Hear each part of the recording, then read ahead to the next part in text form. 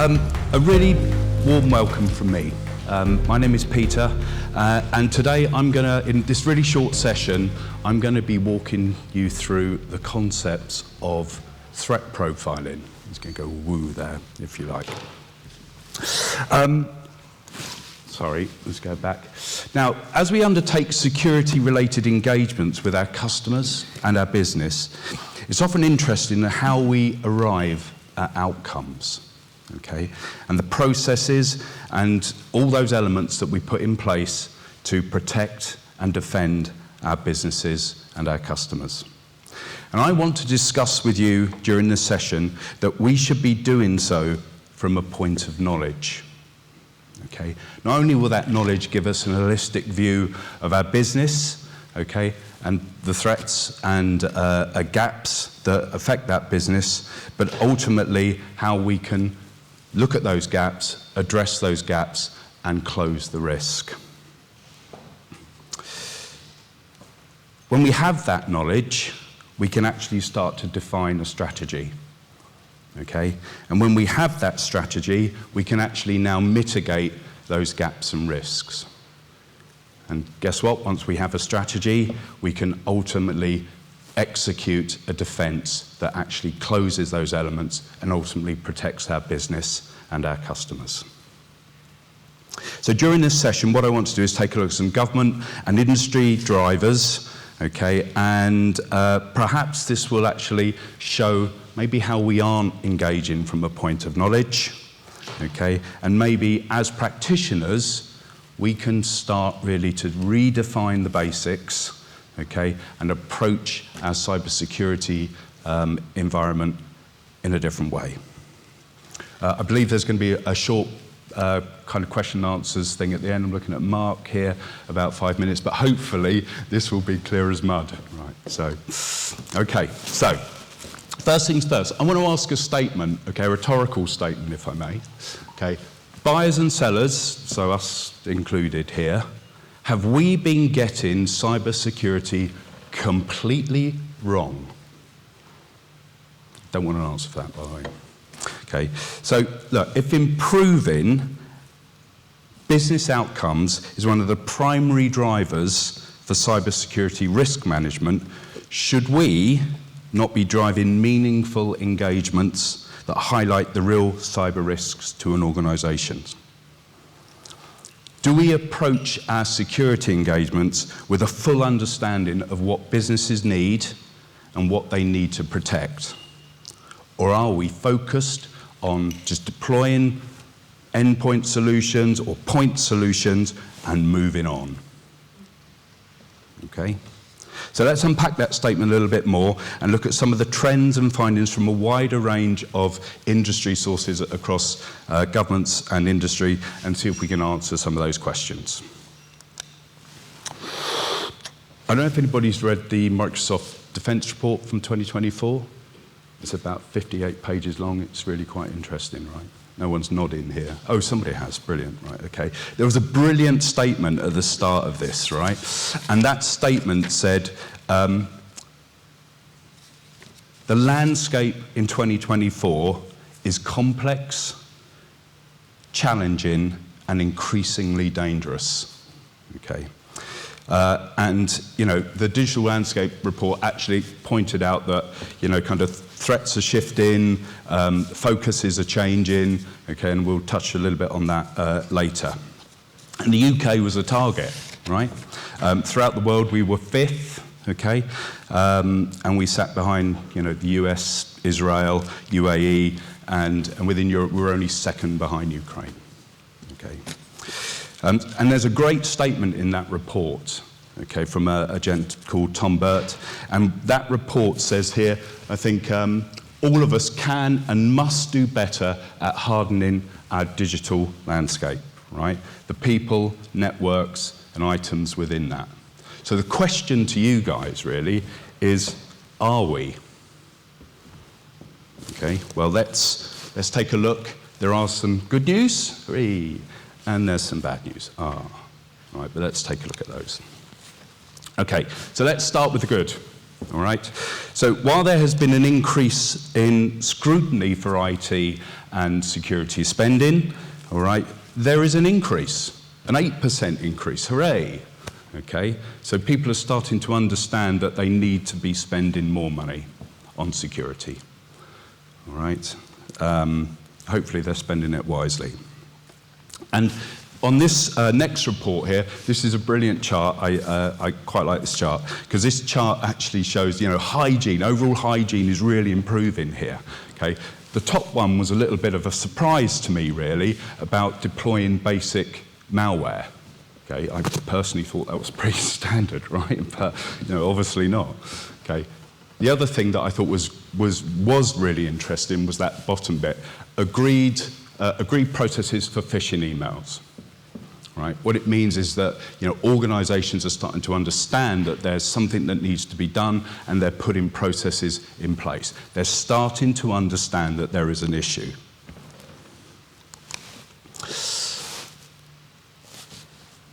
UK overall was not slacking, right? So we came out 8th out of 75 countries, which is pretty good. So while there was no medals there, all right, this is a good news story. Okay, spending's going up, we're understanding the risks, okay, generally we're trying to protect ourselves a little bit better, okay.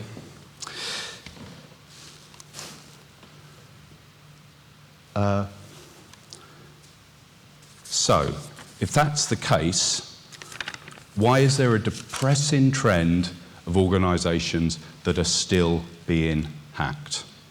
Okay.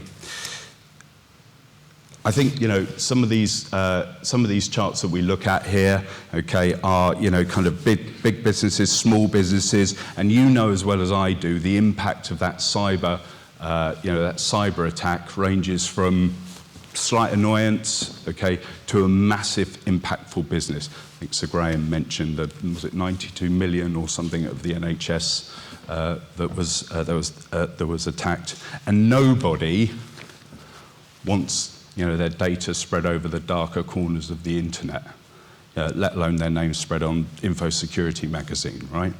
There's no one from Info Security magazine here, is there? Hopefully, no, good. Okay. So which opens another question.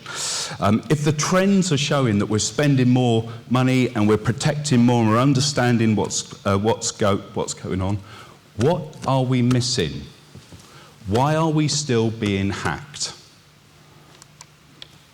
Okay, which of course now leads me on to the bad.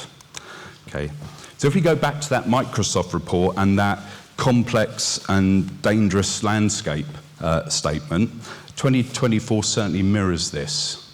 Okay, because we did see an increase in attacks, up 30% according to KPMG there. Okay, and obviously overall kind of cost of breaches that's also increasing. I think the other really interesting thing that I took from that report was that the landscape is changing, right? All right, and some of the things I've got written down here I thought were really, really interesting.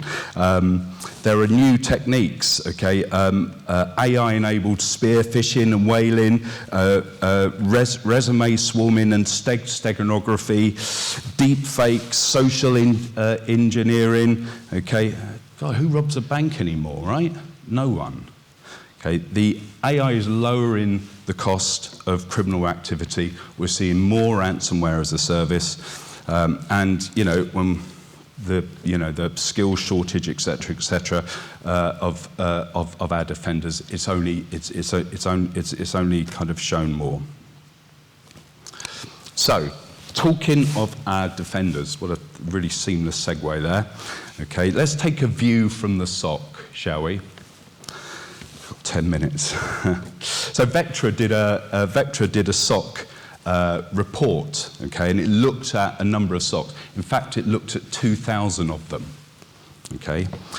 And I'm not sure if anyone's actually read the report or seen the report or gone through the report, but one of the main statements that I took out of that were tools are a hindrance. Okay. In fact, 50% of SOCs saw their platforms as a hindrance. Okay. Now, in an industry that loves tech, that's quite weird, right? Box ticking exercise was the other one. 60% of SOCs thought that the platforms that are put in place were just kind of box ticking. All right, which then led me on to thinking about RFPs and RFIs and, kind of how these are put together and, the thought process that goes behind them. And I'm just wondering if that process actually is working. Okay. And then, of course, overwhelming noise, disjointedness, many tools, lots of, sliding chair syndrome, as I like to put it, is just exacerbating the problem. So, what is the problem? Okay. Quick show of hands, if I may. Who went to InfoSec last year? Well, that's not many. There was so much tech there, right? There was so much tech all around us, tons of it. Okay? And of course, we're all led to believe that we need the tech. How can a business possibly be secure if they don't have all this tech? Except 1,000 SOCs said that their tech was actually a hindrance to them. All right, so the question is then, when I hear the statement, we don't have enough tech, I question that. Okay, you can see there on the slide, apparently there are 400 EDR companies out there alone, right? All offering the same thing. So I don't think it's a tech issue. I think we got enough tech, all right? Let's go back to the good, okay? And we saw that customers were spending more money and they were, investing in cybersecurity. So is it the fact that we're not recognizing the risks? Well, I'm not sure about that. Even Forbes here are saying companies are going to start investing more in cybersecurity. So it's probably not a risk thing. We're recognizing that. All right? So what is the issue? Okay. Are we getting cybersecurity wrong? Are we deploying solutions before we actually understand the problem? I think the answer to that is yes. Okay. So is there a gap, okay, of knowledge when it comes to understanding the businesses that we're trying to defend? Okay. If I take an analogy, okay, a sporting analogy, a military analogy, whatever it is, okay, would any team go out and play without a full understanding of what the field of play is? Probably not, okay? And from a military perspective, so Graham, I can't imagine people potentially going into battle saying, it'll be all right on the night, boys, let's go.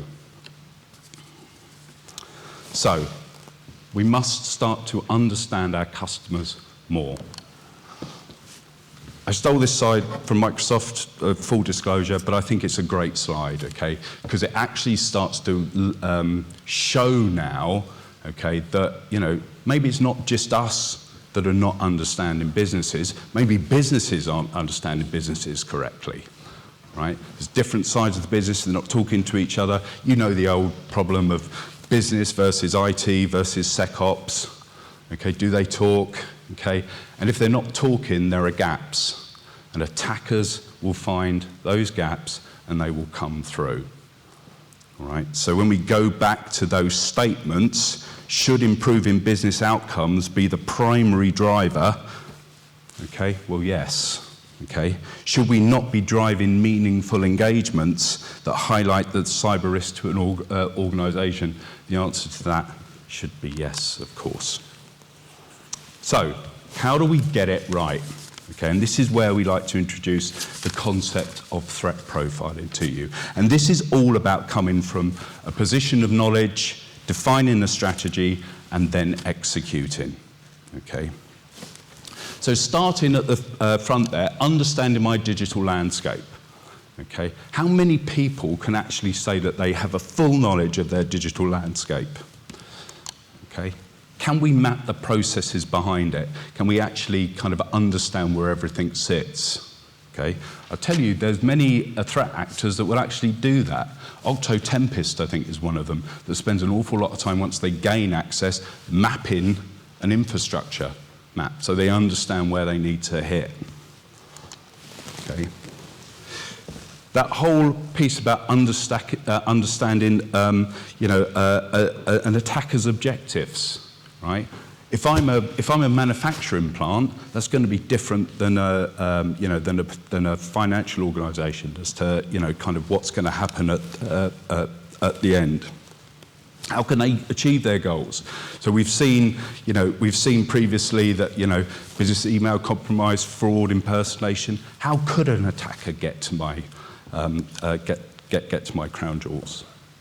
And once we have that information, guess what we have? We have knowledge. We know what the problem is now, right? And once we have knowledge, we can start to mitigate the risks. Okay, we can start to build a picture and put that strategy in place, which means ultimately now I can begin to fix the gaps in my security.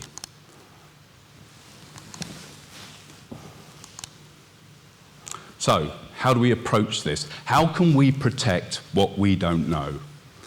All right. Well, first things first, what we need to do is understand the environment. And the way that we do that here, okay, is we start to build a picture of what you look like. All right? And that's important because, as we've mentioned, sometimes people just don't understand what they look like. We're in many engagements at the moment and talking to people who simply don't know what their risks are, where their gaps are. Sit down, review it. Okay, understand what these gaps are, understand the business processes, build that holistic picture of that customer. Right? Where are the gaps? Fill the gaps. Okay, and then obviously identify any potential problems, and then around we go again. This is not a snapshot. Right? This is a constant evolving piece. The landscape changes. It's dynamic. So should we be. Don't take our word for it. Okay? The NCSC now has a whole area on their site, actually they call it risk management, but when you go in and you start to look at this, it is an absolute replication of threat profiling. It's understanding your business, understanding the gaps, and making sure that they are closed. So to summarize, protect first what matters for your business and be ready to pertinent threats. Okay? Make sure you understand your environment. Make sure you understand where your crown jewels sit. Okay? Avoid artisan security. Okay, it's just noise. Could be there today, gone tomorrow.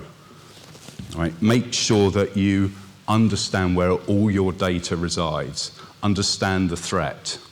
Okay, and then lastly, obviously, continue to review and make sure that you stay up to date with it. Thank you.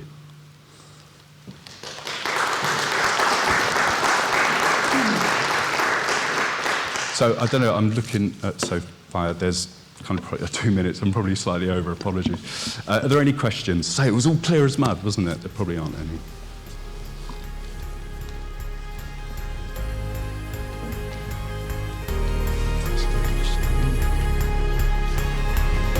Brilliant, thank you very much guys, thank you.